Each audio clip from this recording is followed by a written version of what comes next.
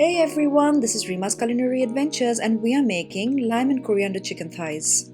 For our marinade, we use grated ginger, lime juice, onion powder, salt, lime zest, ground stalks of coriander leaves, and a drizzle of oil. Mix well and marinate the chicken, ensuring that every bit of that chicken is covered in the delicious flavors. It may seem very little for the amount of chicken that we are marinating, but these are big flavors and a little goes a long way. And also, at the end, we wouldn't be left with a lot of liquid, and therefore it'll be easy to get a good sear without having to pat it dry with a paper towel. Once done, let it stand for at least 30 minutes at room temperature or cover with a cling film and put it in the refrigerator overnight. Place a non-stick pan on high heat and add just a tiny bit of oil. Once the pan is coated evenly and the oil's hot, place the chicken, ensuring that the pan is not overcrowded at all. Discarding any obvious bits of leftover marinade, pan fry or grill the chicken, flipping every 3 minutes for about 12 to 14 minutes on medium-high heat. 12 to 14 minutes is enough for boneless, skinless chicken thighs to cook through, but you could always use a meat thermometer. The internal temperature should reach 165°F or 75°C. You could also always cut a piece to check if you're done. When you're almost done, add finely sliced garlic to the pan and toss to brown slightly.